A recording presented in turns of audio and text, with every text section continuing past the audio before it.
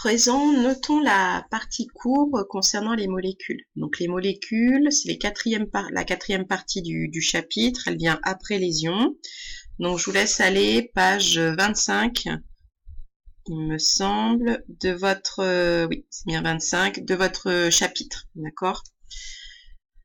Donc première phrase. Une molécule est une entité chimique électriquement neutre, formée par un nombre précis d'atomes. Une entité chimique, c'est la même chose qu'une espèce chimique. Elle est électriquement neutre, comme les atomes. Et elle est bien formée grâce à un certain nombre d'atomes dont on connaît le nombre précis.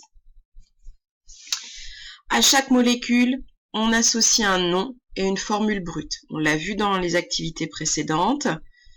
On peut trouver son nom commercial, son nom, on va dire, chimique formel. Exemple, si on prend la soude, c'est le nom commercial, c'est ce qu'on trouve dans les magasins. Par contre, le chimiste, il va pas dire la soude, il va dire l'hydroxyde de sodium, parce que c'est son nom qui correspond bien à sa formule brute. Et du coup, rien qu'avec son nom, on a déjà une idée de sa composition. La formule brute, on écrit les symboles des éléments et en indice en bas à droite pour chaque élément le nombre d'atomes. Je vous donne un exemple, la molécule de glucose. Donc C6H12O6. On a bien le symbole de l'élément, ici le carbone, et en indice en bas à droite, on a bien le nombre d'éléments, de cet élément, pardon. Donc C6, ça veut dire 6 atomes de carbone. H12, H c'est le symbole de l'hydrogène, donc 12 atomes d'hydrogène. O6, O le symbole de l'oxygène, donc 6 atomes d'oxygène. La molécule de glucose est donc composée de 6 atomes de carbone, de 12 atomes d'hydrogène et de 6 atomes d'oxygène. C6H12O6, c'est la formule brute. Je vous laisse mettre pause pour noter cette première partie. Ensuite,